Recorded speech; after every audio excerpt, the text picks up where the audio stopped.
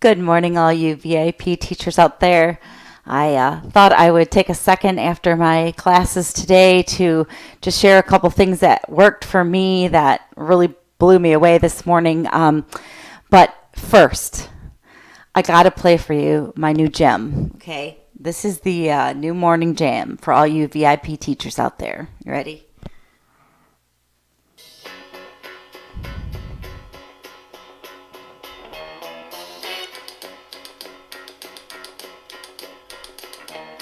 Tumble out of bed and I stumble to the kitchen. Pour myself a cup of ambition and yawn and stretch and try to come to life. Jump. Oh, come on. You guys know it's true. Don't be doing all that. Oh, no, that's not me. I'm up and I'm all prepared and I have all my props everywhere. If you're anything like me, it's sitting here in a basket and you're hoping you're going to get to it and grab it at the right time during your slides. And if you're anything like me at all, you're wearing your jammy pants and you're sliding in here with no shower, and you fluff the hair up a little bit around the headset and hope that those teacher or those parents and those kids don't notice how bleary-eyed you actually are feeling.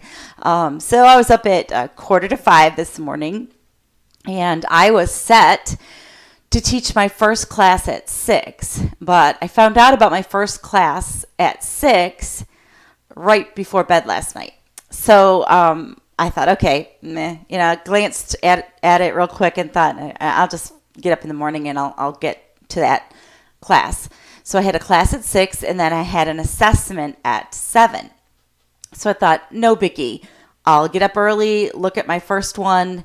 I've got an hour in between, and this is just what I'm going to be doing. Sipping my cup of coffee, taking a look at what it takes to do the assessment since it's my first one, and easy breezy morning, right? Well, when we sleep here in the United States, over in Beijing, they're all wide awake, and those little guys are at their computers, and they're busy looking for all of those 24-hour check boxes. Yeah, you know what I'm talking about. The check boxes that are there that any crazy person like me says, yeah, I'm going to check them all and just, hope for the best and get whatever classes I can. So last night before bed, I saw that I was scheduled for 6 a.m. Now, everything after 6 a.m. until bedtime tonight is checked with the 24-hour box. But I thought I had a 6 o'clock and I thought I had a 7 o'clock, and I had my little mindset about what I was going to do, and I woke up this morning and 6:30, 7:30, 8. I had 6 classes all lined up.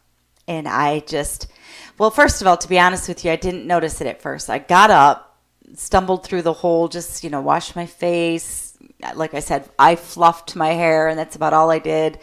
I stumbled into the kitchen, and as the coffee pot was doing its thing, I opened up the app and I went, oh, wow, so much for just, Chung Chung and Fei Fei.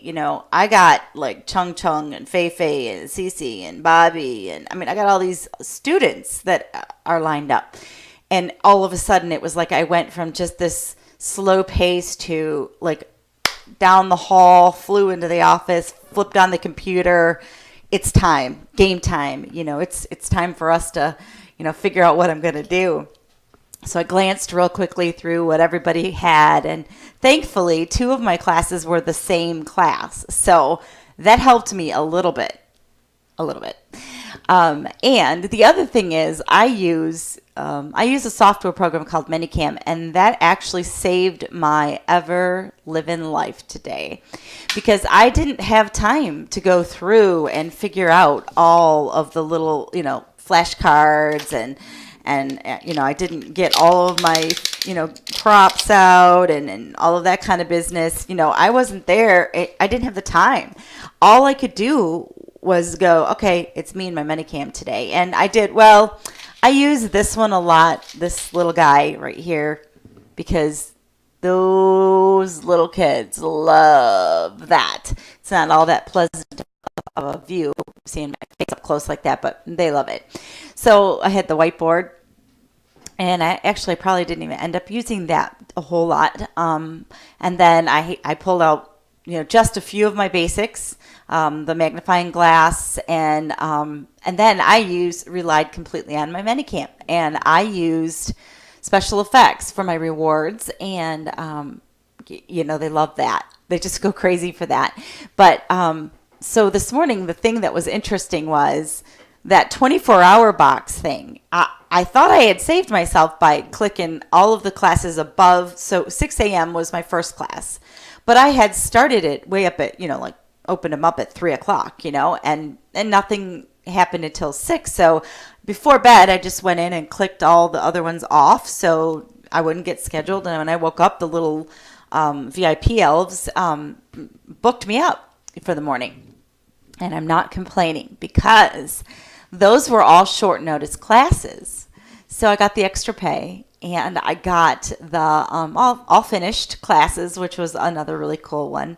And then I was just able to really work on my improvising skills. One of them was an assessment, which is just simply a piece of cake, read it, have them, do what they're supposed to do, and then test them. And it was a real piece of cake.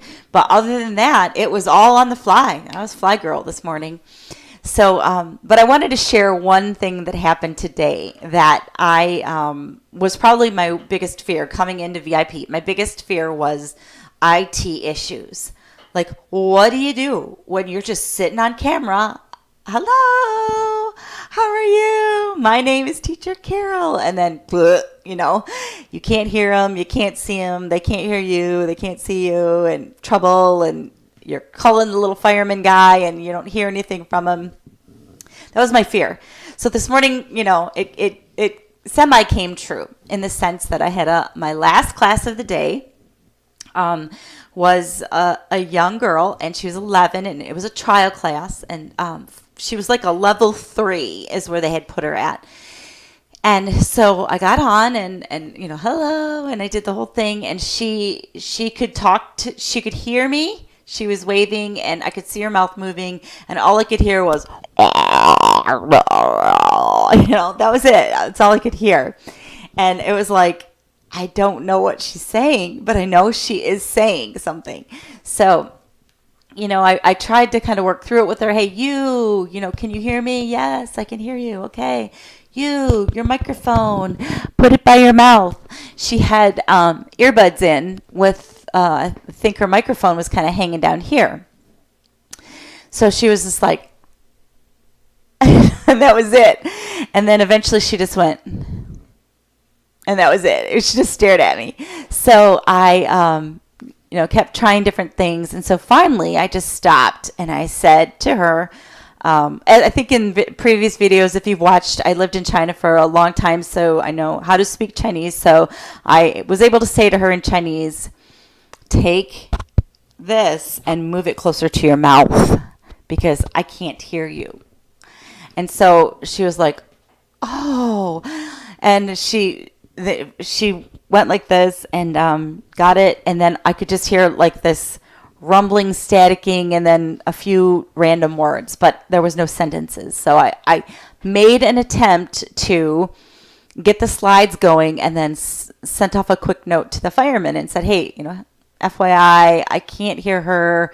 It's something with her microphone. So then it took a while for the firemen to reply. I'm sure they were crazy busy like me this morning. And so I decided to go ahead and try to keep teaching. And I was just watching her lips, and I was trying to see, is she doing this? And she was set at a level 3, but then after a while she'd kind of just stare at me and, do this and look at me and, and so then I thought, well, maybe she's a lower level, and so I switched back to Chinese and I said, when I speak English, do you understand my meaning? And she said yes. So I was like, okay. So then I said cat in English, and I said, in Chinese, do you understand that meaning? And she said yes. So I was like, okay. So she's getting me, and I'm waiting for the fireman, and I'm watching, and then all of a sudden his messages start popping up to her. Hey, check your iPad. You need to restart your iPad. So she restarted her iPad. You need to get the microphone. You need to move it closer to your mouth, and he was giving her instructions. So here I sit trying to be patient, and we actually went through probably 10 slides, just me lip reading her. And then eventually I said, you do it on the screen. And so she was doing it on the PowerPoint. She was doing stuff on the PowerPoint and listening to me, and then responding on the PowerPoint to matching and all of that kind of stuff. So I kind of flipped through the screens, and I found things that she could do on the iPad without a whole lot of being able to understand what she was saying, because even though we really want the speaking, I was just trying to figure out what to do without canceling her while the fireman was doing his business to fix it. Meanwhile, he's sending me messages saying, thank you for working so hard. Thank you for trying so hard.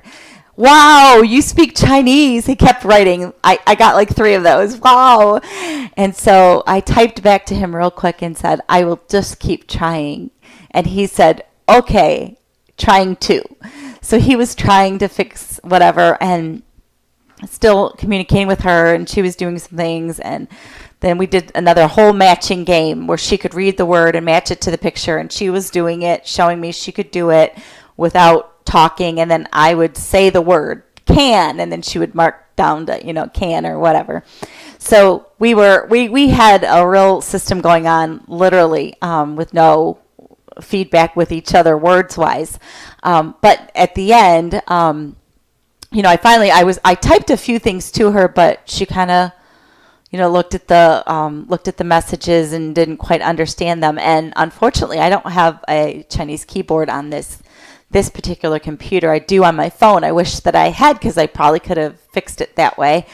But it ended up that we got through the class, and at the end of the class, the guy asked me to stay in the classroom, and he said, finish your feedback, but stay in the classroom, and I'm still working. So he was working for a few minutes, and then at the end, he sent me a thing, and he said, you are such a good teacher. You did such a great job.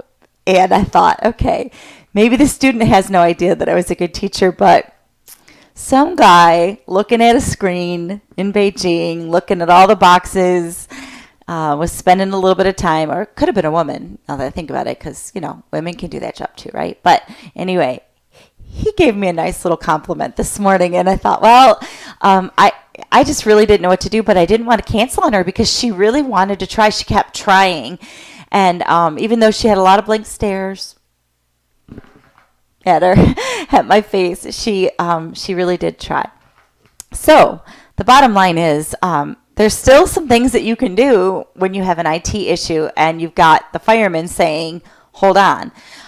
Just whip through those slides and find something that can be done where they can interact. And because she was at the level she was at, she could do that because she was at an older level where she could read what was on the screen, and then she could start to follow the directions.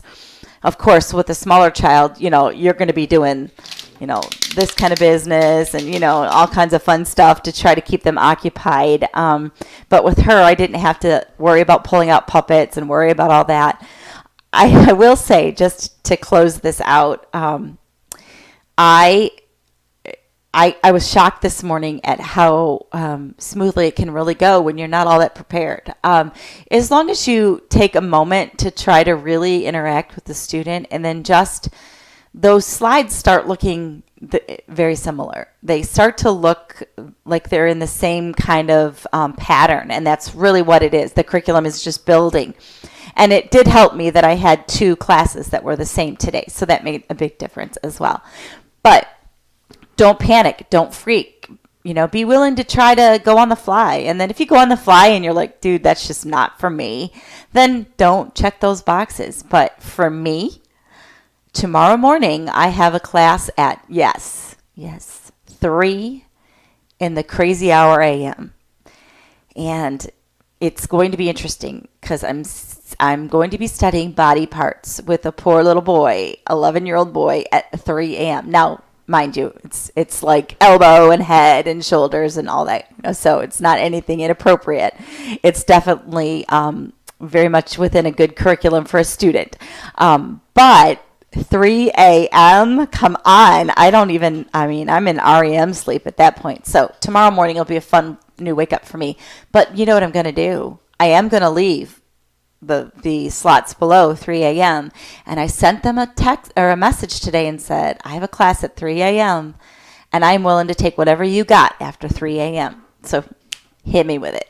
So tonight while I sleep, I wonder what the little Beijing elves are going to have for me. I wonder if I'll wake up tomorrow, and there'll be more classes. There'll be more Bobbies or more Feifeis or more CCs or more Chung Chungs that want to have a class with Teacher Carol.